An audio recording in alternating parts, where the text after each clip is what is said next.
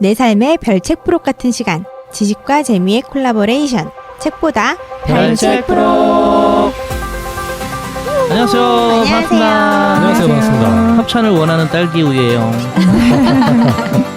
안녕하세요. 울림이 가득한 클랑폴리입니다. 네, 묵묵히 뜻을 밝히는 목사발입니다. 알고 싶은 것도 많고 하고 싶은 것도 많은 아마존입니다. 안녕하세요. 저는 판도라입니다. 반갑습니다. 반갑습니다. 판도라님, 네. 지난주에 네. 캡틴방님께서 오리온 맥주 주셨잖아요. 네. 어떻게 했습니까? 제가 집에 딱 들어가면 정면에 보여요. 매일 만나고 있어요. 아니, 아직 차마 맞아야죠. 목을 따지 못했네요. 제가. 목을 딴다고요? 아, 목을 딴다고요? 아, 이거 진짜 이거 신박한 표현이다. 차마 죽이진 못하고 아직 아, 살려뒀는데. 너무 궁금해요. 무슨 맛일지. 너무 예뻐요. 예뻐요? 네, 그냥 생긴 데도 보기만 해도 예뻐서 막 가슴이 설레요? 가슴 설레요. 그래서 딱 아. 정말 제일 잘 보이는 데 있어요. 네. 무조건 뺏어 먹고 싶은데. 절대 아, 방법이 그러실까봐 받자마자 가방에 넣었는데 아직은 살아 있습니다. 지난번 에피소드 때 게스트였던 캡틴방님이 선물을 주셨는데 판도라님께는 그 일본 오키나와 맥주, 오리온 맥주 주셨거든요. 아, 그래서 먹었는지 궁금해서 물어봤어요. 못 먹었습니다. 네. 아까워서. 다들 한 주 어떻게 지내셨어요? 영상 편집을 시작했는데 네. 이게 초보라 힘들어가지고 어떻게 하면 잘할 수 있을까? 그 영상 편집 한화 만드는데 벌써 5번 엎었습니다. 아, 이제 방법을 찾은 것 같아요. 찾았어요? 네. 이른데 와 역시 그렇게 지냈습니다. 빠르셔. 5번 엎으면서 영상 편집. 감이 안 잡히는데. 네, 제가 알려드리겠습니다. 아, 감사합니다. 판도라님 어떻게 네. 지내셨어요? 날씨를 열심히 보면서 지내고 있죠. 지난번에 그 이상 궁금하신 분들은 앞에 거 보시면 잘 지내고 있고요. 요즘에 바람이 좀 불긴 하는데 그래도 네. 햇살이 봄 햇살이잖아요. 그래서 이제 3월을 만끽하고 있습니다. 좋습니다. 저는 피곤하게 보내고 있어요. 피곤해 죽겠어요. 졸려요. 죽으면 안 되는데 요즘 졸립지 않습니까, 여러분? 좀 졸렸긴 해요. 충곤증 이런 거. 좀 먹고 나면 봄인가 봐요. 근데 왜 추워요? 바람이 불던데요. 아, 너무 추워요. 그리고 봄인데. 애매한 날씨야. 기온이 맞아. 확 춥거나 덥거나 이런 게 아니라 중간이라 더 추운 것 같아요. 체감상. 그러니까 4, 5세계 볼 것 같아. 아우 저런 그 정도야. 평소에 춥단 말씀 잘 안 하시는데. 네, 그럼요. 근데 요즘 좀 추우시죠? 왜냐면 어. 너무 얇게 입고 다니니까 갑자기 추워지면 이건 어쩔 수가 없어. 정말 너무 추운 거예요. 그러면. 저는 요즘 시간이 좀 생겨서 그동안 미뤄왔던 방 정리, 컴퓨터 정리, 모든 정리를 하면서 지내고 있어요. 봄에 해야 되는 일이네. 다양한 정리를 하고 있는데 그 중에서도 이제 이메일 정리를 좀 많이 했어요. 정리를 하다가 예전에 받은 그 부고 메일이라고 할까요? 요즘 뭐 코로나 시대라서 그런지 더 누군가가 이제 돌아가셨다고 그러면 더 마음이 가고 생각이 더 나고 하는 것 같아요. 몇 해 전 이맘때 저희 교수님 부인께서 돌아가셨어요. 잠시 여행 가셨다가 머리가 좀 아프네 이러고선 검사를 받았는데 이제 뇌종양이었던 거예요. 그래서 너무 갑작스럽게 1년여 동안 투병 생활 하시면서 지내시다가 이제 마음의 준비를 하시고 그리고서는 이제 저희가 다 같이 장례식장에 갔던 기억이 있는데요. 그때 저희 선생님께서 그 1년의 시간 동안 마음의 준비를 하시면서 레퀴엠을 한 곡을 쓰셨어요. 레퀴엠 간단하게 설명해 주시면. 레퀴엠이라 하면 사실은 돌아가신 분을 위한, 또 한편으로는 그 음악을 듣고 있는 우리에게 위안을 주는 음악이기도 한 것 같아요. 그 사람을 기리면서 레퀴엠 뜻이 안식을 이란 뜻이라더라고. 맞아요. 그럼 추모곡이라고 하면 되나요? 그러니까 우리말로는 진혼곡이라고. 진홍곡. 영혼을 달래는. 내가 죽고 나면 나는 장례식에서 어떤 음악을 듣고 싶을까? 내 장례식에는 어떤 분위기면 좋겠다. 뭐 이런 생각을 해본 적이 있는데 여러분도 해보신 적이 있나요? 전 있습니다. 여러분 써니라는 영화 보셨어요? 네. 써니. 한국 네. 영화 써니. 소녀 역할의 배우들과 성인 역할의 배우들이 너무나 잘 맞아떨어졌던. 네. 근데 그 마지막이 장소가 장례식이잖아요. 죽은 주인공이 유언을 남기잖아요. 그 예전에 했던 춤과 노래를 부르면서 이제 이렇게 즐겁게 해달라고.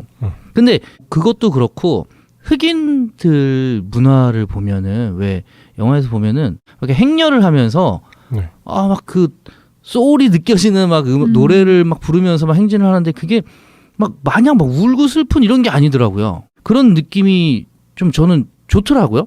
그래가지고 그런 생각을 많이 했어요. 좀 밝고 내가 때가 돼서 이제 간 거다. 그러니까 나를 위해서 기뻐해다오. 내가 잘 살고 잘 갔으니까 그런 느낌. 그래서 저는 제 장례식은 그런 분위기였으면 좋겠다는 생각 많이 했어요. 그래서 한국의 장례식 보면은 통곡을 하잖아요. 네, 맞아요. 근데 학생 시군 분이라는 영화가 있는데 옛날에 근데 그게 보면은 우리나라도 그런 가운데 그 며칠을 지내는 그 사이에는 굉장히 여러 가지 군상들이 막 일어나거든요. 근데 거기에 분명히 기쁘고 막 이런 것도 있더라고요. 보니까. 그래서 저는 일단은 기쁜 쪽으로 분위기를 좀 업 시켜주는 그런 거면 어떨까라는 생각을 했습니다. 부탁드려요. 저는 제가 만든 노래들이 있는데 제 장례식이니까 네. 제 노래를 틀면 제일 좋지 않을까. 너무 좋죠. 무명 가수여가지고 듣는 사람이 별로 없거든요. 그래서 장례식에서 틀어야 되겠다. 이제 그게 실제로 이루어지려면 유서 같은 데 뭐 써놔야 되잖아요. 내가 죽어가지고 뭐 내 빈소를 차리면 거기다 내 노래를 틀어라. 근데 이제 그거를 뭐 벅스나 멜론에 올라와 있으면 쉽게 틀 수 있는데 CD로 갖고 있다. 그럼 이제 CD도 거기 유서에 놔둬야지. 이걸 또 그쵸. 찾기가 어려우니까. 요거 틀어달라. 네. 그거랑 사실 또 하나 하고 싶은 게 제 사진을 예를 들어서 일대기를 좀 압축해서 뭐 10대 2장, 20대 2장 이런 식으로 나를 모르는 사람도 오잖아요. 빈소에는. 그렇죠. 그런 사람이 봤을 때 이 사람이 대충 어떻게 살았구나라는 걸 볼 수 있게 작은 사진전 같은 거를 해놓으면 좋겠다.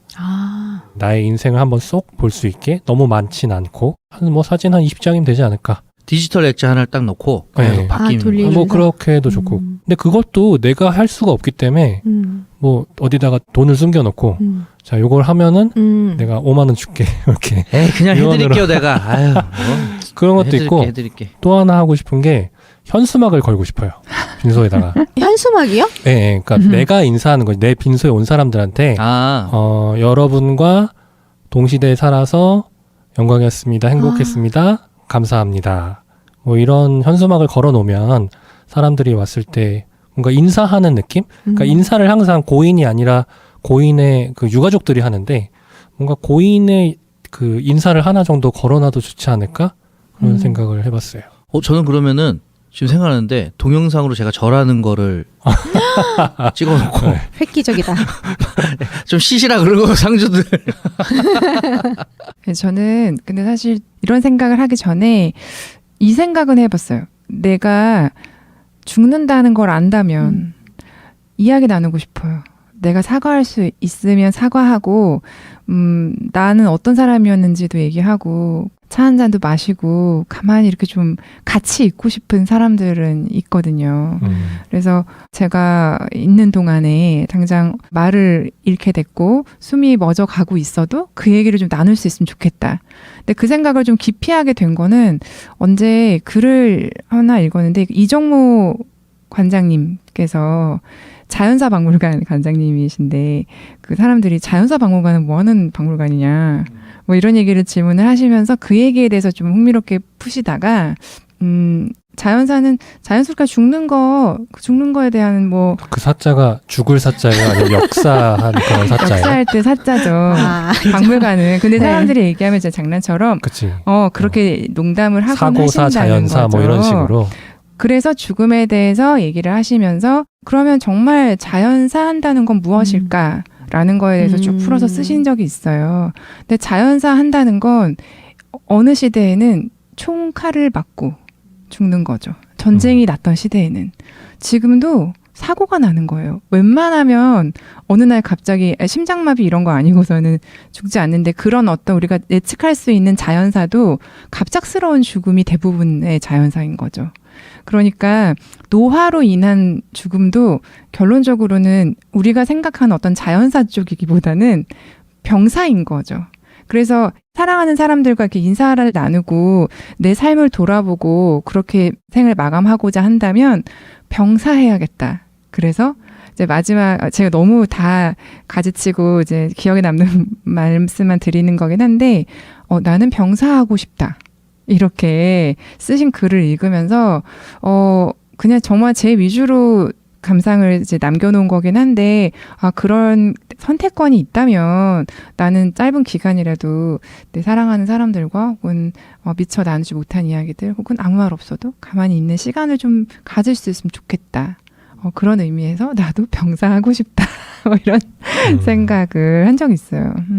만약에 저는 그렇게 병사를 한다면 그 마지막은 저도 탁 트인 바다에 가서 드라마 보면 많이 나오잖아요. 뭐 사랑하는 사람들과 함께 바다를 바라보며 고이 잠들다. 그렇게 되면 참 행복하겠다라는 생각이 드네요. 근데 다 정답을 얘기를 안 하셨는데 저희 장례식에서는 별책부록 에피소드를 틀어야 됩니다. 1화부터 끝까지 후원도 해주시고 옆에 후원통 하나 준비해놓고. 그럼 이게 통이 2개가 있어야겠네. 후원금 통이랑 넣는 통이랑. 댓글도 달아주시고. 댓글이요?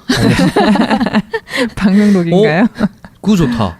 너무 우울하게 그러지 말고 이제 댓글을 막 게시판처럼 이렇게 그냥 글로 쓰는 거예요. 근데 그렇게 웃으면서 헤어질 수 있는 시간이라고 하면 정말 잘 살고 가야지 그렇죠. 되는 거 아닌가 라는 생각도 드네요. 잘 살고 싶네요. 앞으로도 잘 살아야겠어요. 죽음은 끝이 아니라 또 다른 무언가의 시작일 수 있다. 오늘 주제는 이승에서 저승으로 가는 길입니다. 그 가는 길에 우리가 듣게 되는 이제 음악에 대한 얘기도 하게 될 거고요. 내가 죽고 난 다음에는 어떤 일들이 펼쳐질지. 그거 모두가 알고 싶어 하는 거잖아요. 그쵸. 사실 드라마를 통해서 혹은 영화를 통해서 혹은 소설을 통해서 그런 상상들이 많이 있잖아요. 네. 그런 부분에 대해서도 알고 싶어서 오늘 주제를 이승에서 저승으로 가는 길이라고 잡아보았습니다. 좀 나중에 천천히 갑시다. 네. 오늘 말고. 이 방송을 듣고 있는 분들은 최소한 100년은 더 살 거예요, 아마. 100년까지? 네, 그럼요. 텔로미엄 이런 거 못, 그때 다 계속 수명이 연장된다니까요. 제가 언젠가부터 자주 했던 말 중에 하나가 저희 엄마한테도 이 말을 했다 엄마가 기겁하셨는데 엄마 지금까지 산 만큼 한 번 더 살아야 돼. 엄마한테 할 말 아니었나요? 근데 그런 생각이 제가 스스로 저한테 하거든요. 내가 뭐 할 때 좀 늦은 거 아니야? 지금 해도 될까? 이런 생각이 들 때마다 지금 산 만큼 한 2번은 더 살 수 있는데 그럼요. 내가 사고가 생기지 2번? 않는 한 2번도 살 것 같거든요. 그렇죠. 저 얘기죠. 150년, 150년. 150. 50살인가요, 우리? 네, 저 그렇게까지 안 먹었어요. 그러니까 우리는 이제 3분의 아니구나. 5분의 우리로 묻지 마세요. 저는. 예. 편집. 우리가 죽은 다음에 어디로 갈지 사실 아무도 모르잖아요. 근데 그런 드라마나 뭐 영화나 소설이나 이런 걸 보면서 이렇게 됐으면 좋겠다라는 바람들은 좀 있는 것 같아요. 맞아요. 그냥 목숨이 끝나서 정말로 끝 이렇게 되는 거는 너무 허망하잖아요. 그래서 지금 내가 열심히 돈을 모으고 있고 그 나이가 됐을 때 자녀들이 어떤 일들을 하고 지내는지 너무 궁금하고 할 건데 그런 것들을 보지 못한다. 알 수 없다? 이런 거 사실 궁금할 것 같기도 하고 그래서 뒤에가 더 있었으면 좋겠다라는 바람도 있고 그 무당이라든지 그러니까 신이 있다. 귀신들이 있다. 네. 영혼이 있다. 나는 본 적이 있다. 경험을 했다. 뭐 이런 사람들이 이제 있잖아요. 그러니까 죽음 이후에 그 영혼들이 있는 공간이 있을 수도 있지 않을까라는 생각을 많이 하게 된 것 같아요. 또 내가 사랑했던 가족이나 뭐 반려동물이 지금 죽었는데 그 이후에 혹시 다시 태어난다면 네. 어딘가에서 행복하게 살고 있을까? 뭐 이런 생각도 하고 또 그런 얘기도 많이 하잖아요. 뭐 착한 일을 하면 살아라. 그렇죠. 뭐 그렇지 않으면 뭐 나중에 다음 생에서 어떻게 될 수 있다. 아니면 내가 지금 힘든 일을 겪고 있는데 이거는 지난 삶에서 있었던 무언가 때문에 업보로 인해서 지금 내가 이렇게 되고 있는 것이다. 뭐 이런 얘기들을 하니까 그런 걸로 인해서 이제 사실 지금 더 잘 살아야지라는 생각도 하게 되고 바르게 살아야지라는 생각도 하게 되고 뭐 이런저런 이유로 이승에서의 삶 이후에 무언가 더 있으면 좋겠다라는 생각이 드네요. 지금 제가 계속 이승, 저승 뭐 이런 얘기를 하고 있었는데 사실 이 이승이랑 저승이랑 어떤 뜻인지 정확하게 좀 알고 계신가요? 이승은 뭐 지금 여기 있는 거. 이 세상. 지금 이 세상 지금 살고 있는 저승은 저기 죽은 다음에. 제 얘기를 그렇게 해석을 해주시니 좋네요. 네. 제가 국립국어원에서 사람들이 이렇게 질문한 게 있었어요. 이승과 저승 이거 무슨 뜻인가요? 한자인가요? 뭐 이런 말들이 네. 있었는데 궁금하다. 여기서 이와 저는 그러니까 우리가 이곳 저곳 할 때 그 지시대명사래요. 네. 맞았어. 맞았어요. 그래서 그리고 대박. 이제 승은 15세기에 우리가 쓰던 글자 형태를 봤을 때는 지금과 같은 형태의 이제 승 뭐 이렇게 쓰여지지 않고 아레아를 사용해서 이렇게 상상을 해보시면 시라는 단어에 밑에 아레아를 찍고 그 밑에 이응이 있는 거죠. 이렇게 생긴 단어였어요. 네. 근데 이 단어를 언어가 변화를 하다 보니까 싱이라고 하는 싱. 시옷에다가 의를 하고 이응 받침으로 돼 있는 이런 형태로 변화가 되게 됐어요. 네. 그리고 나서 그 이후에 다시 또 발전한 게 승으로 가기도 하고 혹은 이게 단어가 한자어로는 이제 날생자를 쓰거든요. 그래서 네. 생으로 발전하기도 하고 두 가지 방법으로 발전을 했대요. 이생이란 말과 이승이란 말은 같은 뜻인데 여하튼 이 두 말은 다 지금 세상을 뜻하는 말이고 저승은 이쪽이 아닌 저쪽의 삶, 생이라는 뜻을 이제 가지고 있다고 해요. 이승은 언제나 이의 이승. 이의 그렇죠. 이승. 그거 잘하시는 분 옆에 계시죠? 이에이승. 이 현재 이 생을 얘기할 때는 이승이죠. 이승. 숫자 위에 얹는 건 어떻게 해요? 이승. 이죠. 아니, 은근 감추려고 하는 느낌이 보이는데 지금. 그래서 제가 뭐 찾아보다가 흥미로웠던 거 몇 가지 있어서 알려드려 볼게요.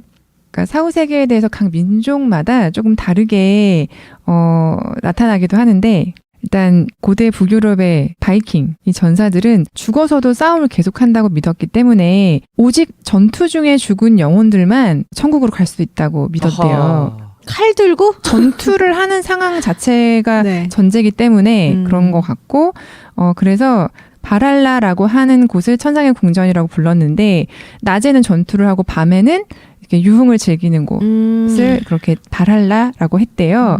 그렇게 그 천국으로 가려고 하면 전투하다가 죽어야 되니까 전투 중이 아닐 때 죽는 걸 불명예스럽게 생각을 했고 그래서 뭔가 이렇게 부상을 당해서 고통스러워하고 있어. 그러면 그 전후에 목숨을 일부러 빨리 천국으로 보내주기 위해서 끊어주기도 했다고 하네요.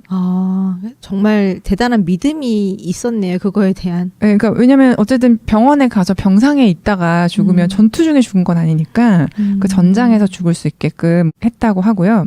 그리고 파푸아 뉴기니의 키리위나 섬이라는 곳에서는 죽으면 근처에 있는 섬으로 간다고 믿었대요. 같은 섬은 아니고 근처의 근처, 섬이에요? 옆에 있는 섬으로. 그래서 거기에서 결혼도 하고 아이도 낳고 평범한 일상을 보내다가 늙으면 바다로 가서 허물을 벗은 다음에 다시 태아로 돌아간다고. 그 바다 물속을 이렇게 약간 양수같이 생각을 했던 것 같아요. 윤회 사상이네요. 네. 야자잎에 쌓인 채로 옮겨져서 원래 살던 섬에서 새 생명으로 다시 태어난다고 그렇게 믿었다고 합니다. 근데 이 섬의 약간 특징이 좀 흥미로웠던 게 모두 다 같이 생활을 하면서 내 자식, 남의 자식 구분 없이 같이 아이들을 키우고 가족처럼 지내는 공동체 사회래요. 그래서 떠나보낸 한 사람이 다시 돌아와서 함께 살기를 또 바라는 그런 마음이 좀 전해지는 전설이라고 해야 되나요? 이야기가 아닌가.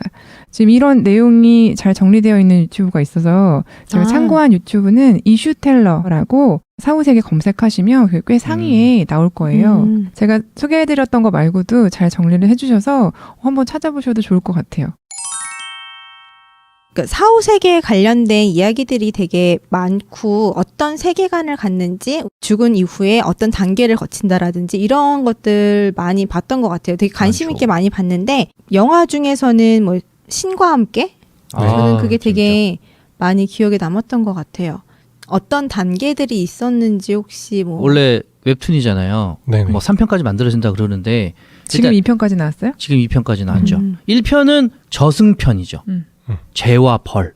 그러니까 7번의 심판을 이렇게 받으면서 하나씩 이제 이거를 넘어가는데 근데 저승사자 역할들은 얘가 이제 어쨌든 이것 때문에 귀인이 될 수가 없다. 귀인이 되면은 맞다. 환생하잖아요. 근데 첫 번째 지옥에서 만약에 그거에 비슷한 죄를 만약에 드러나면 벌을 받게 되는 바로 거기서 그런 구조였죠. 그리고 나서 아무튼 차태현은 이제 환생을 하죠. 근데 그 마지막에 그 어머니 나오고 막 그 눈물 없이 볼 수 없는 정말. 네. 저는 그 그렇게 눈물이 기억 안 나고 끔찍했던 게 왜 마치 판 도는 것처럼 절구 이게 판도라가 이렇게 돌아 판 돌아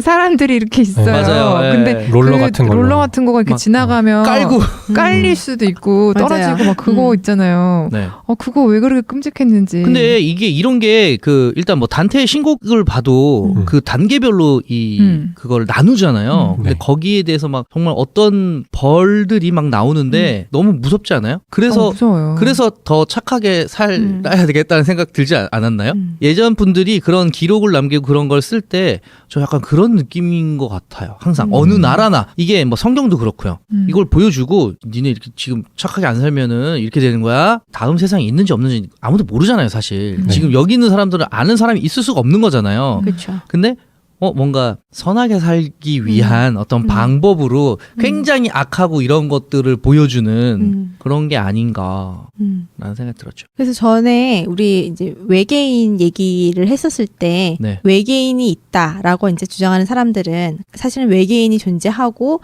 신은 존재하지 않는다라는 입장인 사람들도 많이 있는데 그럼에도 불구하고 외계인이 있다라는 걸 공식적으로 우리가 인정하지 않는 이유는 종교가 존재해야 사람들이 선하게 살고 또 바르게 살려고 노력을 하고 또 이 사회 구조가 종교 안에서 안정적으로 진행이 될 수 있다라는 얘기가 있어서 그래서 외계인들이 있음을 밝힐 수 없다. 뭐 이런 얘기도 있더라고요. 근데 모든 불확실은 불안함과 공포를 주잖아요. 그렇죠. 당장 내 앞가림만 해도 뭐 불확실할 때는 불안하고 그 불안함 때문에 괴롭기도 하고 근데 그런 거를 좀 위로를 삼고 우리가 그 사후는 알 수가 없기 때문에 뼛속 깊이 가늠할 수 없는 그 깊이 있는 그 불안함을 종교 안에서 좀 보듬게 되는 거 아닌가 이런 생각도 들어요. 맞아요. 그래서 사후의 세계에 대해서 어떤지 궁금하니까 이제 나는 이렇게 생각한다. 어떤 종교에서는 어떻게 뭐 파악하더라 이런 것들을 다 모아갖고 또 다른 세계관을 만들어내고 이런 게임도 있고 영화나 뭐 소설 다양하게 있는데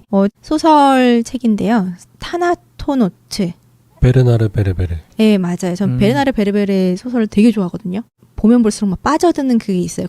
이해하면 할수록 더 빠져들어서 제가 개미를 보고 그 이후로 개미만 바라보고 다녔거든요. 개미가 가는 길. 밟았나요, 안 밟았나요? 절대 밟지 않죠. 네. 인사할지도 모르잖아요, 저에게. 천당 가실 거예요. 네, 그래서 프랑스 소설가 베르나르 베르베르의 장편 소설인데요. 이 타나토노트라는 단어는 죽음을 의미하는 그리스어 타나토스와 항해자를 뜻하는 나테스를 합성해서 만든 단어래요.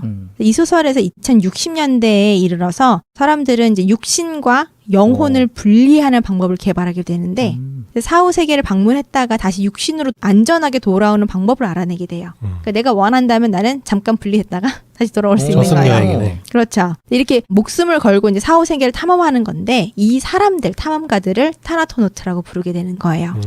그리고 이 소설은 이런 타나토노트들의 관점에서 전개가 돼요. 이들의 탐험으로 갔다가 돌아오고 하면서 뭘 봤는지 무슨 일이 있었는지 이 얘기를 들으니까 사후 세계에 대한 비밀이 점차 밝혀지게 되죠. 그 중에서도 이제 백색계라고 불리는 7번째 천국의 단계에 이르게 됩니다. 아까 신과 함께에서도 7개의 단계 얘기를 하셨잖아요. 7이라는 게 좀 특별한 의미가 있는 것 같기도 하네요. 여튼 이 베르나르 베르베르의 상상력이 만들어낸 7단계의 이제 천국의 구조와 이제 그 백색계의 모습은 사실상 상상력도 당연히 크게 좌우를 했지만 이집트의 신화, 그리스 신화, 성경책, 뭐 불교, 티베트 신화 모든 것들을 다 모아서 거기에 이제 뭐 고대로부터 비유되어 어떤 내용들, 뭐 변형된 기록들 이런 걸 다 모아서 베르베르가 다시 재창조한 것이라고 합니다. 베르나르 베르베르도 자신의 작품 중에서 가장 애착이 가는 작품이라고 말한 적이 있는데 그가 생각하는 죽은 후 우리는 이러한 과정을 거치게 됩니다.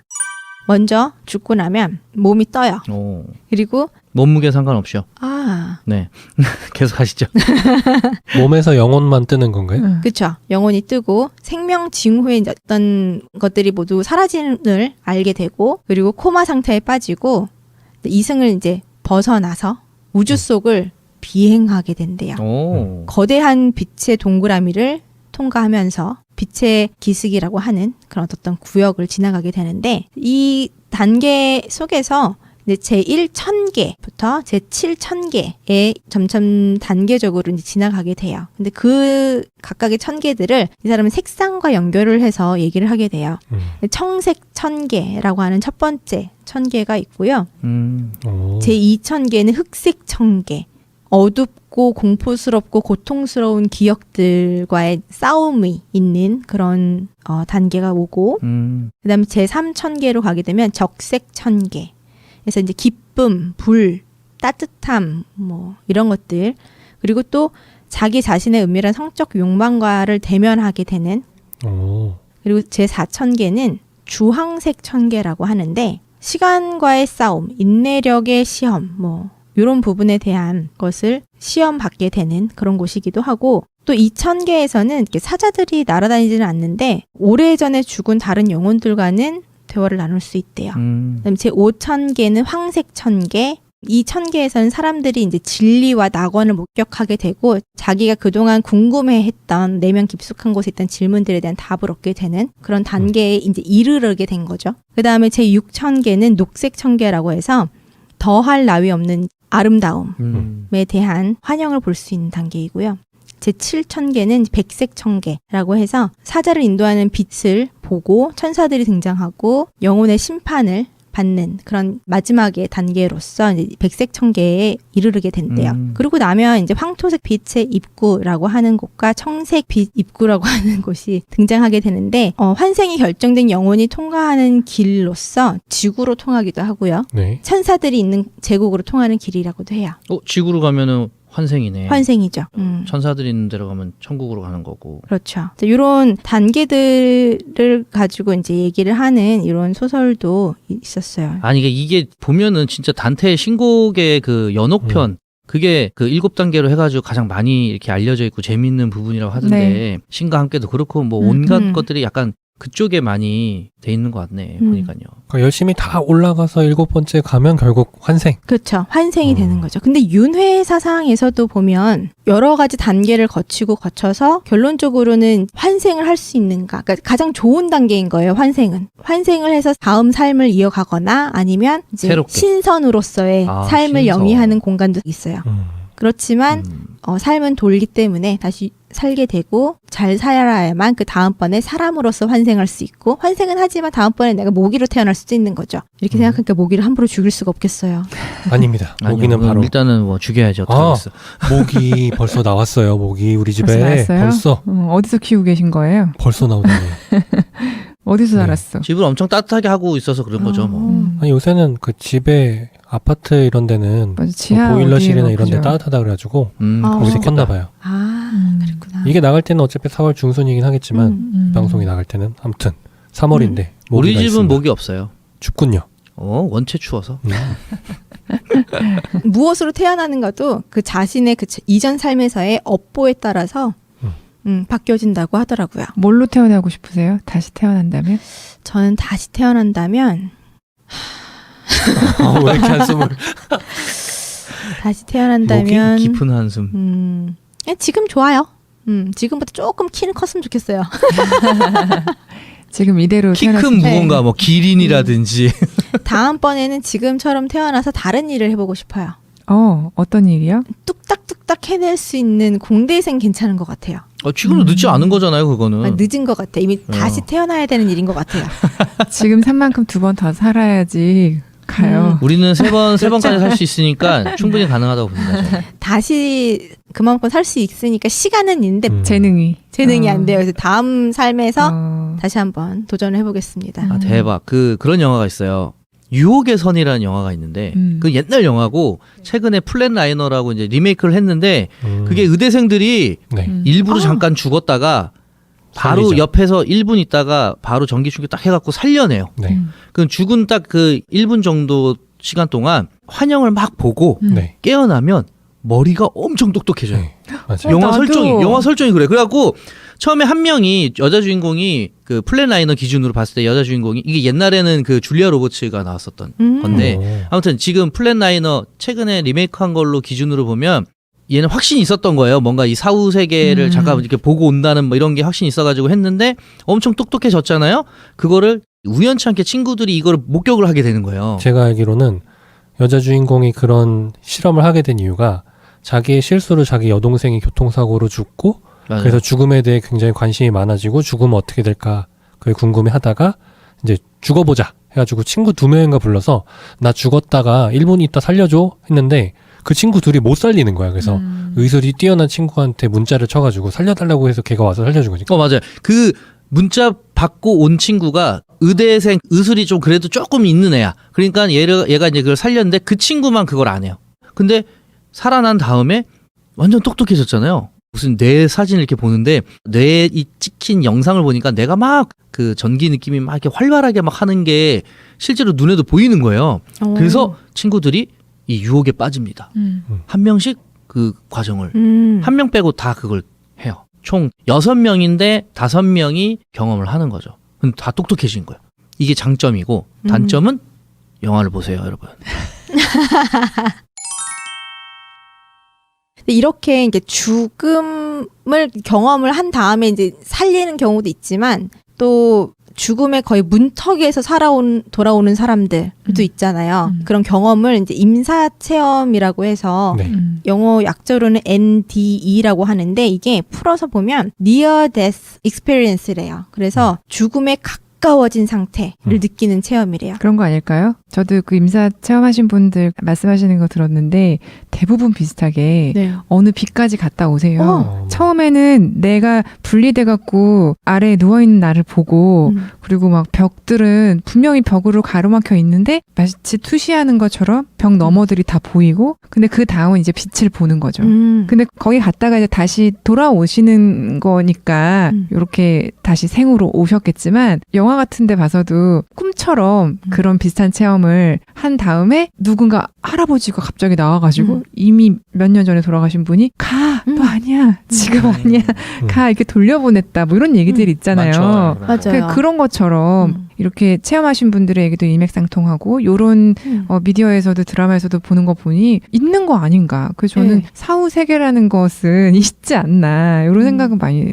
들어요. 그래서 이런 상상력과 이런 게 그냥 경험하지 못하니까 이야기로만 푸는 것이 아니라 실제로 이 기억들을 저장해 놓고 내가 몸체가 없어도 기억이 이 삶을 지배를 한다면 죽은 이후에도 이 기억만 갖고 있다면 내 몸체는 만들 수 있잖아. 그렇게 해서 사후의 삶을 살 수 있게 한다는 상상으로 만든 미드가 있더라고요. 그래서 제가 지금 너무 흥미롭게 이제 보기 시작했는데 어떤 부분은 이제 드라마다 보니까 좀 다이나믹한 부분도 있지만 상상력은 되게 재밌어요. 우선 죽기 직전에 내가 나의 뇌를 스캔해서 업로드를 할 건지 말 건지 결정해요.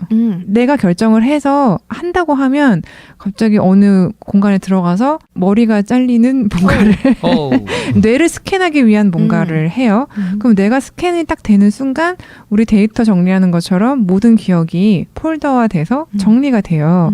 그러면 가상의 어떤 공간에서 그 뇌 속에 있는 기억만으로 어떤 생명체가 살게 되는 거죠. 근데 여기서 재밌었던 건 아까 제가 그랬잖아요. 죽으면 만날 수 없으니까 좀 인사도 하고 그러고 싶다고 같이 이렇게 살지는 만나고 이야기는 못해도 죽으면 방법이 없으니까. 근데 그 드라마에서는 죽기 직전에 그 선택을 한다 그랬잖아요. 주인공이. 그러면 나 죽을 건데 난 스캔은 할게. 결정했어. 업로드 됐어. 그러면 그 이후에 사람들에게 알리겠죠. 죽었다고. 장례식을 치르겠죠. 그러면 나는 가상 공간에 있는 내 기억 속에 내가 어느 투명한 유리벽 같은 걸 사이에 두고 내 장례식장을 볼 수 있어요.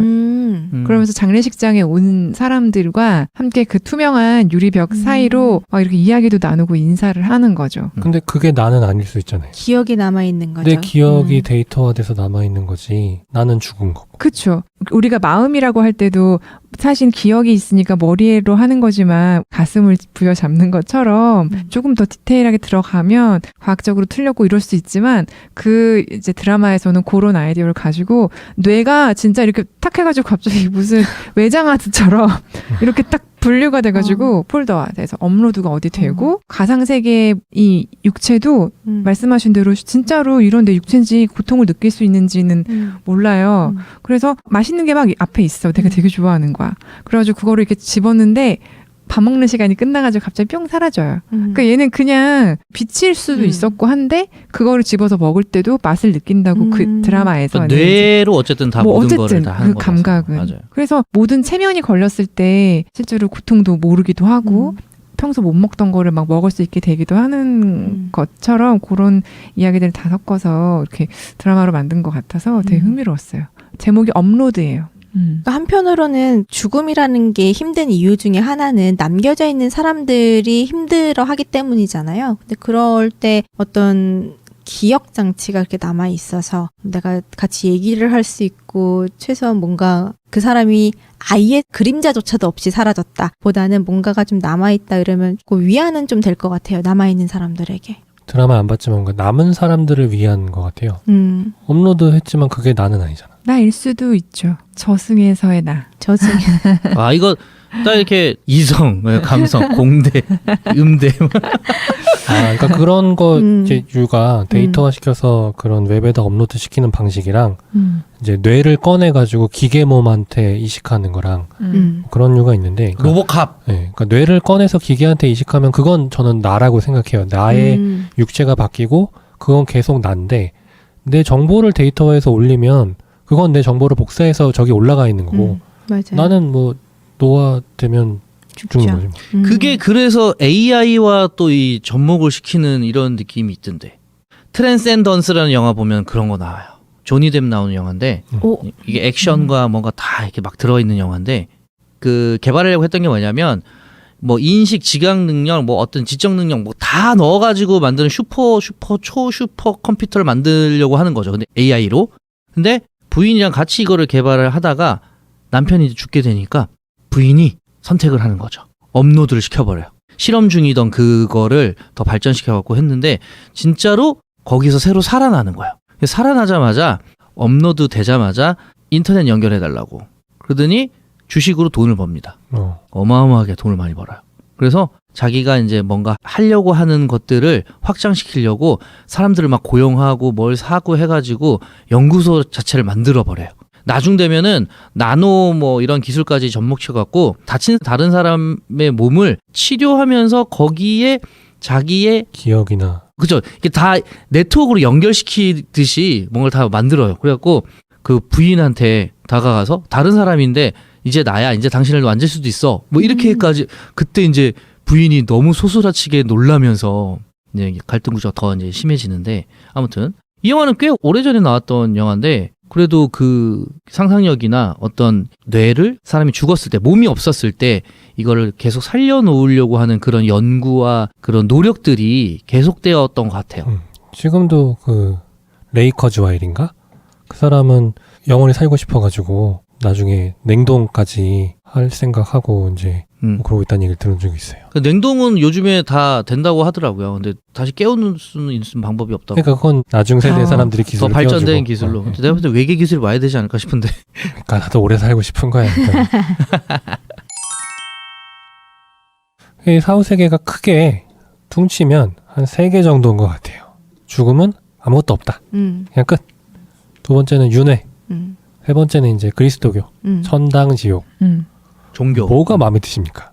물론 전에 얘기한 대로 이제 크리스찬들이 여기 계시니까 믿음은 이제 천국 지옥이겠지만 내가 신이다. 설계를 해야 된다. 내가 죽은 다음에 어떻게 될지. 뭐 원하는 게 있어요? 편집을 위해서는 아무것도 없다가 좋을 것 같은데. 아니 그러니까 그럼 이렇게 물어볼게요. 다 죽었어. 아무것도 없었어. 너무 아쉬워요? 네. 저는 여러 가지 체험하는 거 좋아하는데 그러니까 다 누려보지 못한 것, 다 이것저것 해보지 못한 것, 뭐 이런 것들이 좀 아쉽긴 한 것 같아요. 그런 게 마지막에 이제 나에게 오는 아쉬움이 되지 않을까라는 생각이 들어서 만약에 그 3가지 중에서 선택할 수 있다라고 한다면 저는 다시 태어날 거예요. 윤회요? 윤회. 근데 그게 태어난다고 해서 그 전과를 기억하는 게 아니잖아요. 똑같이 살겠죠. 한 번 사는 것 같은 느낌일 근데, 것 같은 거 아니에요? 그쵸. 근데 가끔 영화나 드라마나 이런 데 보면 차 한 잔 주면서 마시면 또 신의 배려다 이러면서 이걸 마시고 기억을 지울 것인가 아니면 기억을 남길 것인가 뭐 이런 배려를 하는 것도 있고 또 그 뭐 불교 쪽 이쪽에서는 그 다시 그쵸. 태어났다. 다시 태어난 그 좀비. 좀비. 환생. 불교에서 윤회를 말하는데 불교가 말하는 윤회도 그들이 원하는 게 아니라 불교에서 궁극적으로 가고 싶은 거는 이놈의 죽고 태어나고 이거를 열반으로 끊어서 우리가 다시 태어나지 않고 부처라는 깨달음을 얻는 존재가 되자가 목적이지. 착한 일 열심히 해서 계속 사람으로 태어나야지가 불교의 그 가르침이 아니지 않나요? 부처 앤 쌉. 지금의 삶은 네. 내가 고통을 받고 있는 부분들이 있을 건데 그런 것들이 그 업보에서 온 것이기 때문에 내가 이걸 견디고 수행하고 끊임없이 이겨내야 한다. 뭐 이렇게 해서 열반의 경지에 다다라야 된다. 그러고 나면 이제 그만 윤회의 고리를 끊는 거지. 이 지겨운 세상에 다시 안 태어나도 되는 거야. 그러니까 기본이 윤회야. 계속 태어나는데 이 삶은 고통이니까 그걸 끊자? 그렇죠. 그게 불교의 핵심 교리로 알고 있는데 불교 신자가 아니라서. 인도 쪽에서 이제 온 그 윤회 사상을 봤었을 때는 거기에 신선의 부분도 있긴 있는데 그럼에도 불구하고 이게 다시 돌더라고요. 계속.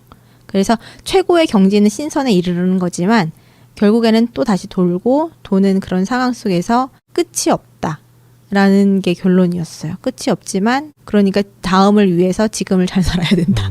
그 종교적으로 영원한 안식을 제가 얻는다면 죽어서 네. 네, 그런 평화의 안식을 얻게 된다면 마음은 편안한데 지금 제가 살면서 느끼는 이 재미는 없을 것 같아요. 그러니까 네, 몰라서 막 하는 세상에서 말이에요. 가장 영향력 있는 종교가 일단 그리스도교 뭐니까 그 천주교 카톨릭의 세계관은 죽으면 일단 심판을 받습니다. 만약에 뭐 어제 죽은 아니면 오늘 돌아가신 천주교 신자가 있다면 죽고 사심판이라는 걸 받죠. 사적인 심판. 하늘에 올라가서 그다음에 사심판의 결과로 천당, 지옥, 연옥 이 세계로 가게 되고 나중에 시간이 지나서 성경에서 말하는 예수 그리스도의 재림 예수 그리스도가 다시 하늘에서 땅으로 내려왔을 때 그동안 죽었던 자들을 다 살려가지고 공심판이라는 걸 하게 됩니다. 공심판은 공적인 심판. 근데 이제 이게 한 번 더 심판을 한다는 개념이라기보다는 사심판의 결과를 공표한다. 뭐 이런 개념이래요. 그리고 저는 이제 이 얘기를 듣고 나서 생각은 그러면 심판이 2번인가? 내가 가서 사심판 받고 일사부재리의 원칙이 어긋나네. 아니 이제 한국도 3심제니까 예. 천당은 2심제 해가지고 그건 이제 저는 그게 궁금한 거죠. 내가 죽었어. 사심판 받았어. 아우 지옥이나 연옥으로 결정이 난 거야. 그러면 지옥이나 연옥에 있으면서 야 나중에 심판 한 번 더 있대. 내가 지금 연옥인데 바뀔 수 있는 거죠. 한번 이렇게 좀 올라갈 수 있지 않을까? 그런 생각을 하면서 아는 신부님하고 그 얘기 했는데 왜 지난번 그 외계인 편 할 때 묵사발님이 컨택에서 네. 그 외계인은 현재와 과거와 미래가 다 원으로 이어져 있다. 그러니까 그 그리스도교에서 말하는 야훼 하나님도 사실은 뭐 알파요 오메가 그러니까 처음과 끝 시작과 끝이 없는 분이기 때문에 하느님에게는 과거나 현재나 미래나 어떤 그 시점의 구분이 없이 다 전능하신 분이다. 그래서 공심판이 마치 인간에게는 사심판 이후의 심판으로 보이지만 사실 하느님 입장에서는 공심판과 사심판이 동시에 일어나는 것이다. 이렇게 얘기를 해주시면서 이게 이해할 수는 없고 그냥 카톨릭에서 말하는 믿을 교리다 라고 얘기하더라고요. 근데 저는 이제 좋아 잘 살았어. 그래서 천국에 갔어. 좀 전에 판도라님 얘기하신 것처럼 영원히 살아야 돼 그때부터. 그러니까 물론 천국에서의 행복을 우리가 가늠할 수는 없겠지만 여기 지상에서의 최고의 행복보다 뭐 한 2-3배 크다고 했을 때 그 상태로 1000년, 만년, 10만 년, 억년을 산다. 그럼 어떨까? 그래도 영원히 행복할까? 좀 그런 생각이 들어요. 하나가 놓쳤어요. 거기서는 시간 개념이 달라요. 그 얘기 하시려고 네. 했어요? 그런 그 시간 개념이라는 단어를 떠올리진 않았지만 그게 그 영원이라는 게 그 또한 지금 우리가 생각하는 영원은 어마어마한 긴 시간이 아닐까라는 생각 때문에 생긴 거지 그게 동시에 일어난다고 얘기하셨던 것처럼 그것 또한 찰나일 수도 있는 거야. 그냥 행복한 그 순간처럼 하느님이 생각하는 시간과 우리가 생각하는 시간이 다를 수 있지 않을까. 그러니까 저는 과연 천국에 가면 우리는 이제 모습도 달라진다고 하니까 성경에서는 도대체 어떤 삶을 살게 될까랑 저희가 우주 얘기할 때 우주가 말도 안 되게 넓다 이런 얘기 하잖아요. 별도 많고 그게 저는 우리가 죽은 뒤에 너무 심심하지 않게 이렇게나 볼 게 많단다 얘야 무한하게 그런 의미가 아니었을까. 너무너무 볼 게 많은 거야 무한하게 영원의 시간을 충족시켜 줄 만큼 그런 생각해 봅니다. 그걸 다 보려면 죽어야 돼. 얘기를 나누면 나눌수록 궁금한 게 더 많이 생기는 것 같아요. 근데 이 궁금증은 네. 풀리지는 않을 것 같아요. 풀리지는 어떻게 않지만 풀리겠습니까, 않지만 이게? 다 알게 되겠죠. 그렇죠. 또 그런 걸 경험을 해봤다는 사람들의 얘기 들어보면서 그럴 수도 있지 않을까, 저게 좀 더 신빙성 있지 않을까, 뭐 이런 생각들도 해보게 되고. 우리 여기서 다 약속을 하는 겁니다. 넷 중에 먼저 가는 사람이 꿈에 나타났어요. 말해줘요. 사후세가 있다면 무슨 수를 써서라도 전화를 하든지 문자를 보내든지 네. 증거를 보내라 우리에게. 그거 성경에 안 된다고 나오잖아요. 저 다른 종교 없어요? 다른 종교? 라자로는 이제 불쌍한 사람이고 그 사람이 구걸하던 부자가 죽어서 천국에 가가지고 고통을 겪으니까 나는 이렇게 고통을 겪는데 내 후손들한테라도 이거에 대해 경고를 해주기 위해서 내가 좀 얘기할 수 있게 해달라니까 안 돼. 믿을까? 내가 말해준들. 뭐 그냥 유령인 줄 알거나 아니면 로또 그냥 번호 꿈이네. 주면은 거봐 이런 뭐 욕심이나 있지. 그렇잖아요. 보고 싶은 것만 보겠지. 나 빨리 외결을 해서 로또 번호 알아야 되는데 아직도 못 풀었네. 임사체험이 의학의 발달과 비례해서 많이 나온대요. 그러니까 예전에는 죽을 만한 상태가 되면 얘를 살릴 수가 없는 거예요, 이 사람을. 그러니까 죽는 건데 의술이 발달하니까 그 경계에 갔다가 올 수 그러니까 있는 거야? 죽어서 왔는데 심폐소생술이나 그 전기 충격기로 살릴 수 있게 되니까 이제 그때서야 내가 죽었었는데 주사 놓고 그렇죠. 이렇게 해서 2007년 8월달 타임 잡지에 이제 실린 내용을 보면 그 심정지 상태에서 소생한 사람의 4에서 18% 정도가 임사체험을 했다라고 진술을 했대요. 그래서 이런 것들을 연구하는 단체도 생겼고 콜렉션 오브 데스이라고 하는 책에도 이제 그런 것들에 대한 통계들을 모아서 어떤 것들을 보았는지에 대한 얘기들을 많이 했다고 하는데 이런 얘기들 더 많이 준비해서 다음 시간에 또 한번 이야기 나눠보도록 하겠습니다. 오늘은 여기까지. 감사합니다. 감사합니다. 감사합니다. 다음 시간에 뵐게요, 여러분. 다음 시간에 만나요. 안녕히 계세요. 안녕.